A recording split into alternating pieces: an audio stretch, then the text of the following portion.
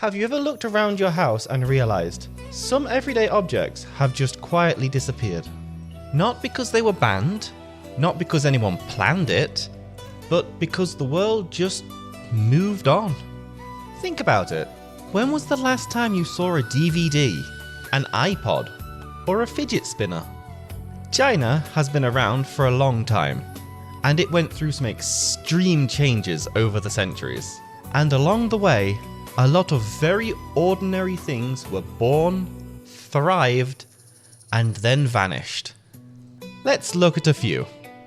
First up, matches, when fire was a foreign luxury.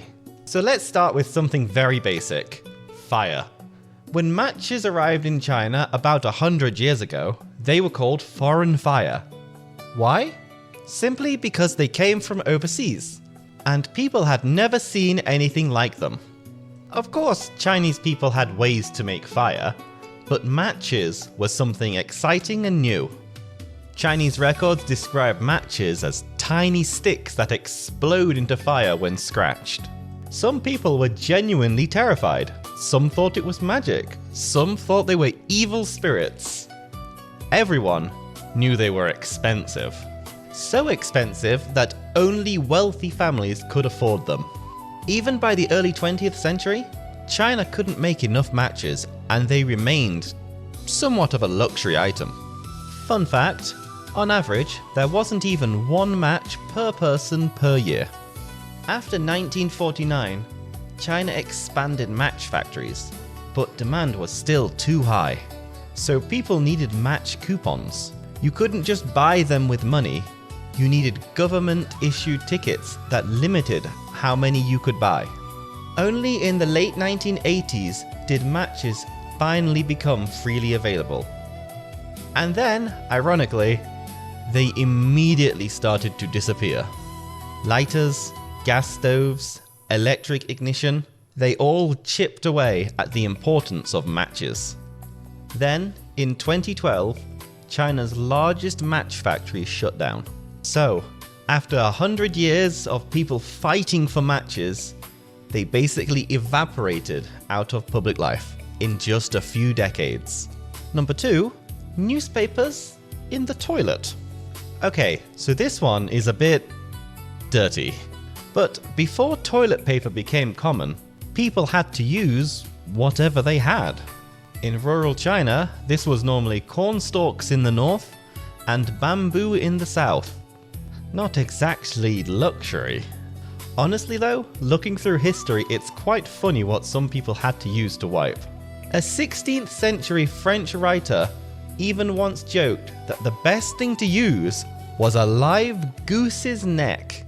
I can only imagine how that would have turned out. But going back to China, after literacy improved and newspapers became common, people discovered something revolutionary. Old newspapers. They were rough, they smelled like ink, they weren't particularly absorbent. But compared to bamboo and corn, it was like the softest luxury 8-ply silk toilet roll. For decades, piles of newspapers lived permanently in bathrooms. This lasted until the early 2000s, when toilet paper finally became cheap and widely available, and old newspapers moved from toilets to recycling stations. And now, even toilet paper is under threat, thanks to the noble bidet. History is brutal. Number 3, socks. Okay, so not socks, but something called a darning board. Imagine this. Your sock gets a hole, so you just throw it away, right? Well, for most of history, no. Socks are much too valuable. So instead, you fixed it, using a sock darning board. They look a bit like a wooden shoe, and every household used to have one. You'd pop the sock on it and use it to help patch the hole.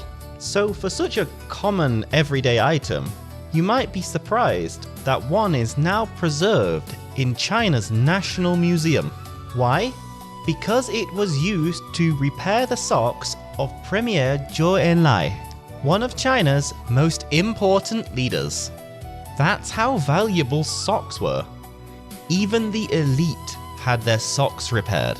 Socks used to be expensive and fragile. Families repaired them again and again. But then came nylon socks. Now, at first, nylon socks were still expensive. People glued holes and patched them carefully. But over time, they became cheap, mass-produced, and durable. So why bother using a darning board to patch a hole in a sock when you can just buy a new sock? And so, like the matches before them, darning boards faded away. Number 4, the landline. 30 years ago, carrying a pager was cool. Carrying a giant mobile phone was very rich, but not very cool. But the real status symbol? A landline phone. In the 1990s, installing one cost the equivalent of 6 months' salary. People lined up outside phone offices, and some paid while crying internally. And once installed, the phone went in the center of the living room. Today, we might not think anything of lending a phone to a friend. But letting neighbors use your landline? That was a flex. Today, mostly landlines survive in offices. At home, they only exist because internet bundles force them to. Mobile phones changed everything. Communication no longer waits until you go home. Everyone is reachable all the time. Families are more connected across distance, but strangely quieter in the living room. Number 5, television. In 1979, a black and white TV cost more than half a year's salary. Entire neighborhoods gathered around one screen. By the 1980s, TVs became one of the famous 3 must-haves for a marriage, along with a bicycle and a watch. The living room turned into a TV room. Furniture faced the screen, and the biggest wall belonged to the TV. This lasted for decades, and then around 2010, everything collapsed. Streaming, smartphones, tablets, gyms, outdoor hobbies. TV viewership dropped sharply. Now, living rooms are built around projectors, sound systems, exercise equipment, or nothing at all.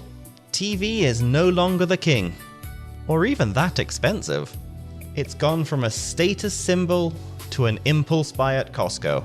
Maybe soon, it will retire completely.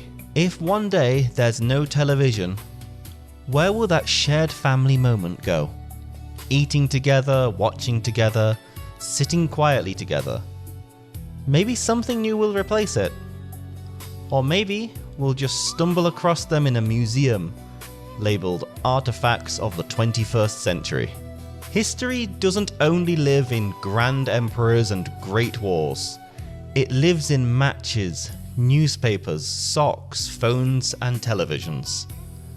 And then quietly, it disappears.